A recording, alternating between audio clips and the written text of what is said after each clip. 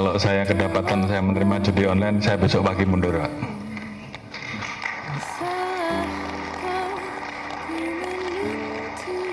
Bapak-bapak dan ibu-ibu sampaikan bahwa kami tidak berhenti sampai di sini. Memang kami belum mengungkap atau merilis karena memang belum selesai, Pak.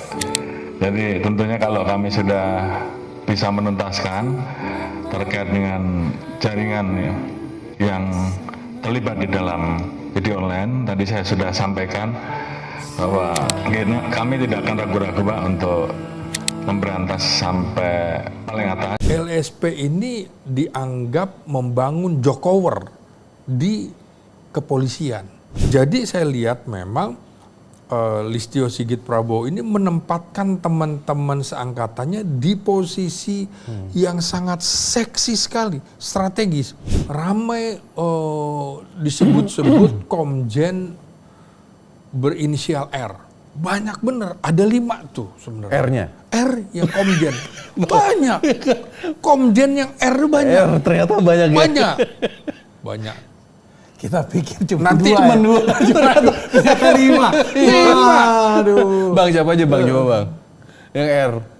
Maka ini kemungkinan adalah orang yang dimuluskan oleh PDIP. Nah ini bisa menjadi titik temu antara presiden Di publik. Itu karena kenapa Bang? Oke. Apa karena nih di pundaknya Erwin ini bisa jadi 4 gitu bintang? Atau ada apa yang bikin menarik nih? Atau udah bosan lama orang sama ini. Jadi gini ya, Gimana, Bang? kepolisian itu punya 2 senjata. Nah, Satu hukum, yang satu senjata yang beneran, senjata api gitu kan. Nah kalau kayak jaksa, hukum doang kan. iya. Ya. Nah ini dia polisi adalah sipil yang bersenjata. Waduh, 2 senjata itu menakutkan. Oke. Nah ini alat negara yang dulu era Bung Karno karena dia sipil bersenjata dimasukkan dalam wadah ABRI, Angkatan Bersenjata Republik Indonesia, karena bersenjata. Nah, baru kemudian tahun 99 dipisah TNI dengan Polri. Jadi itu seksi kekuatannya di situ Kapolri. Dia alatnya dari Sabang sampai Merauke. Dia bisa menjadi sebuah kekuatan penegakan hukum. Karena Kamtipmas dalam rangka penegakan hukum harus dekat dengan rakyat apa? Pengayom, pelindung, pelayan. Bersentuhan dengan rakyat, ya polisi. Praktis polisi yang paling dekat dengan rakyat karena pekerjaan bersinggungan dengan rakyat. Itu kekuatan mengapa orang ingin tahu siapa the next Kapolri. Nah sama, kita kan juga begitu Bang. Nah, kepengen. Jadi kekuatannya tuh besar banget sih Bang. Besar sekali. Besar banget. Nah, bahkan kepolisian ini dalam sejarahnya pernah ditempatkan di bawah Kejaksaan Agung. Pernah di Kementerian Hukum atau Kehakiman. Pernah di Kementerian Dalam Negeri. Pernah di Kementerian Hankam. Terombang-ambing. Ini kan sambil mencari bentuk. Untuk Indonesia paling cocok di mana? Itu kan jadi dalam tanda petik seperti rebutan. Atau bahkan berdiri sendiri. Ya karena punya kekuatan. Hukum dan senjata api. Dan jumlahnya hampir sama dengan TNI. Sekitar 500.000. Padahal TNI itu 3 matra. Nah ini cuma satu. Cuma satu. Yang dulu mungkin dia ada angkatan laut dan angkatan udara di jumlah itulah polisi. Nah sekarang angkatan darat, laut, udara di jumlah sama dengan polisi. Ini kan besar sekali kekuatannya. Dan ada satu lagi di polisi itu Bang yang sebenarnya sangat besar. Diskresinya dia Bang. Kalau dalam hal-hal tertentu dia punya, seorang polisi itu bisa melakukan diskresi, misalnya macet tiba-tiba perboden pun gitu. Dia bisa bilang hari ini jangan kasih perboden. Itu kan sebenarnya di atas hukum tuh mereka punya hak untuk melakukan sesuatu yang dianggap itu seharusnya baik untuk, dan itu yang paling menakutkan. Dan ini bisa menjadi arogan di situ. Ingat gak peristiwa Cilacap tahun 2021? Kenapa Bang? Ketika Direktur Peralatan Angkatan Darat Brigjen Subagio dan keluarganya baru saja selesai sahur bersama di sebuah hotel di Cilacap, tiba-tiba dihentikan oleh seorang AKBP. Kalau nggak salah namanya Lalu Muhammad siapa begitu ya. Itu dia merasa bahwa HP-nya hilang. Oh iya, iya. Ingat nggak? Ya, ingat. Kan dia merasa bahwa punya diskresi memeriksa. Bayangkan seorang jenderal bintang 1 Angkatan Darat di stop dan keluarganya. Itu kan menjadi heboh. Iya, saya ingat. Nah, sampai kemudian akhirnya dia yang teledor. Dia taruh HP-nya di meja ini, dia ambil makan, terus kembali ke meja yang lain. Dia lupa. Nah, keluarga ini dituduh. Karena dia merasa sampai memeriksa saku keluarga dari Brigjen Subagio itu. Akhirnya apa? Angkatan Darat marah kan. Oh, ini jenderal gue diperlakukan gitu oleh seorang AKBP. Akhirnya apa terjadi? 9 jam dia dipaksa nggak boleh keluar. Karena harus mengakui perbuatannya, dia keliru dan harus membuat surat pernyataan bermaterai. Dari kepolisian datang waktu itu, Angkatan Darat marah. Loh ini kok arogan ini polisi sekarang. Harusnya kan gampang. Dia minta aja petugas hotel, telepon nomornya, gitu bunyi. Ini seorang jenderal marah kan, Dandim Cilacap 9 jam, terus TNI bersenjata mengepung itu membuat perlawanan polisi nggak boleh. Jadi memang polisi itu gimana pun juga harus diawasi, nggak sama dengan TNI harus diawasi. Kalau nggak, mungkin kita aja kalau punya senjata, jalan juga Tapi kalau TNI aja kan nggak punya diskresi, dia kan komando kan. Iya, Kalau itu ini bedanya. dia, kalau polisi ini kan Bedanya. jadi melebihi itu kan Iya, diskresi. walaupun misal hukum udah bilang ini nggak boleh masuk perboden aja, tanda larangan masuk, dia bisa karena demi macet, ya dia bisa kasih orang masuk loh. Ya Itu. atasannya bilang A, kan bawahnya juga bisa bilang B karena diskresi tadi Betul, itu. betul. Itu kan. Karena kan dia yang di lapangan, dia yang Iya. ngerti kan. Nah kalau militer kan nggak bisa Nggak begitu bisa kan, komando. Komandan bilang A, bawa A kan. Iya. Itu. Itulah alasan si AKBP ini. Saya punya hak diskresi kan seperti itu. Iya. Ya tapi hak itu jangan juga disalahgunakan. Keteledoran dia, kepentingan pribadi dia diskresi, ntar dulu. Itu. Nah, itu Bang.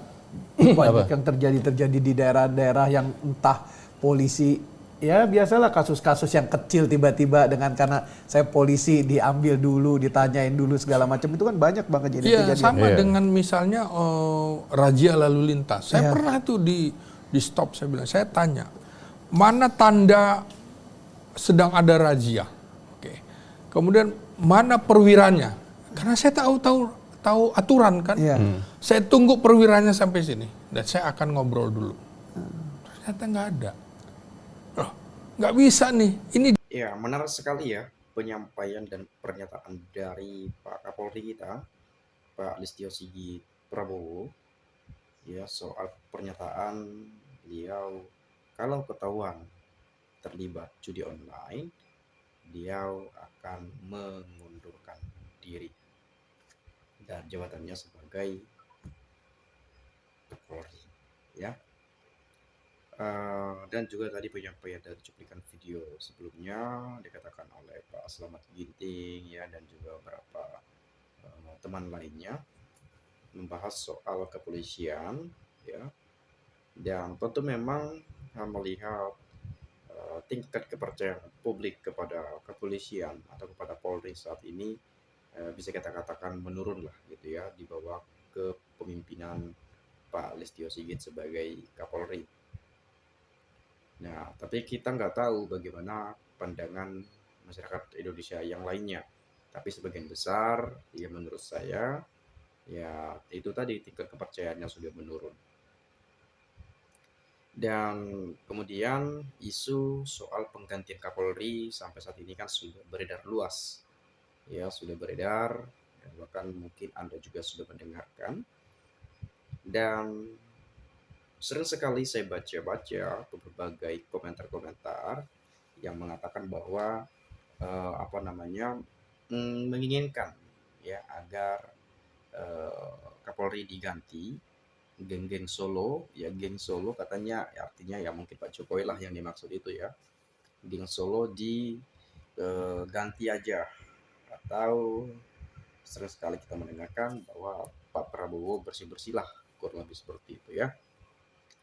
Nah, di sini memang tentu kalau kita melihat ya soal Polri lah misalnya, atau kepolisian, dan soal judi online, karena dibahas dari judi online kan sudah sejak lama untuk dituntaskan dan diberantas, tapi tak kunjung selesai dan masih ada saja. Memang bukan hal yang mudah karena mungkin kita menyadari mereka-mereka itu sudah berusaha, para aparat kepolisian sudah berusaha untuk memberantas narkoba, judol ya, dan lain seterusnya, dan tindakan-tindakan kriminal lainnya juga, dan tindakan kejahatan yang lain yang terjadi di Indonesia. Bagaimanapun ya para polisi ini kan sebagai keamanan ya, Polri keamanan, sedangkan ABRI itu ya di pertahanan ya. Tentu tadi banyak sudah kita mendengar ya, saya di sini tidak terlalu jauh lah panjang lebar ke sana. Saya akan coba ulas bagaimana penyampaian dan komentar teman-teman kita di video ini. Apakah mereka setuju penggantian kepolisian Kapolri atau tidak? Saya akan bacakan kepada kita semua ya. Selamat tugas Pak Ginting, terima kasih info-infonya ya. Segera Pak Wo mutasikan, waspadalah. Rekam jejak Ahmad Doviri, bravo. Rusak polisi semenjak Listio Sigit jadi Kapolri. Ayo Pak Presiden pecat Kapolri secepatnya supaya hukum jangan direndahkan. Polisi sebagai penegak hukum, tapi seolah-olah yang mempunyai hukum suke die. Ya. Ganti Kapolri akan merubah institusi tersebut, telah menjalar hingga akar. Solusinya pindahkan ke tubuh TNI lagi, seperti solusi anak nakal oleh KDM. Polisi nakal berjamaah, maka kembali ke militer aja. Ini contoh negara sulit berkembang karena selalu terjebak dalam proses politik lembaga negara. Seharusnya seluruh lembaga negara punya background dalam pembangunan, bukan setiap tahun hiruk pikuk dengan posisi tinggi pejabat. Sementara hal-hal yang membangun bangsa dari Sabang sampai Merauke terlupakan ya. Jangan ngomong doang bos, polisi bisa megang senjata asli, sedangkan TNI dilarang. Padahal yang dikirim ke Papua, Israel, laut, darat, udara yang kerja TNI. Polisi arogan benar, mahasiswa aja dihajar. Makanya Sambo aman karena di pihak polisi. Ya. Biar profesional, kepolisian harus kembali ke UU Polri, bukan dengan kehendak penguasa atau presiden. Sejak Polri dibawa ke tiak Jokowi jadi liar dan semena-mena, dan niru-niru strukturnya seperti TNI, belum lagi dipersenjatai menyerupai senjata perang TNI. Emang musuh lu siapa ya. Memang yang perlu dibenahi di polisi karena rakyat kecil yang buta hukum kebanyakan yang menjadi korban dari polisi. Contoh di jalan hanya salah jalan karena tipis banget, dari melanggar marka saja langsung ditindak, yang seharusnya bisa dihimbau malah ditilang ya. Bahkan pernah terjadi kejar-kejaran saking takutnya akhirnya nabrak dan meninggal.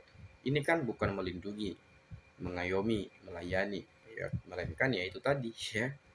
Masyarakat dianggap mangsa. Ada lagi banyak polisi di daerah cari makan kecil-kecilan, pasang SP atau pasang spion polisi. Ini istilah mereka, suka cari korban supaya suruh orang bawa sabu, akhirnya ditangkap. Karena dia pun spion. Marak banget bang di daerah kami, polisi jadi musuh masyarakat sekarang. Mohon ini jadi catatan untuk presiden sekarang. Oke, sampai segitu banget gitu ya. Rakyat Indonesia sangat setuju pergantian Kapolri yang selama 10 tahun rakyat Indonesia tertindas dan penuh intimidasi, persis sama dengan PKI. Kasihan polisi yang baik, saya yakin masih ada yang baik walaupun kalah jumlah sana. Nah ini saya setuju ya. Meskipun kadang kita kesal lihat polisi melakukan ini itu, tapi saya meyakini sejauh ini banyak sekali polisi yang jujur, yang baik, yang mengayomi, yang melayani. Banyak sekali, saya yakin sekali itu. Ya paling yang bertingkah, yang bersemena-mena, yang seperti teman-teman komentarkan ini banyak sih sebetulnya gitu ya, tapi tidak semua yang seperti itu. Jadi ya itu tadi kenapa Kapolri ujung-ujungnya ya karena ya yang di bawahnya juga nggak beres ya otomatis bisa juga atasnya juga seperti itu. Kan begitu. Kan pernah juga disampaikan yang busuk itu ya kalau ekor atau bawah atau apalah katanya itu ya. Ya kepalanya juga pasti busuk seperti itu. Karena ikan busuk dimulai dari kepala. Seperti itu kurang lebihnya ya peribahasanya. Tapi kalau saya salah sedangkan dikoreksi, tidak bermaksud hal-hal atau sifat-sifat yang negatif lainnya ya. Mungkin itu saja dari saya. Teman-teman kalau ada pendapat silakan sampaikan. Terima kasih. Saya ucapkan salam dan sampai jumpa.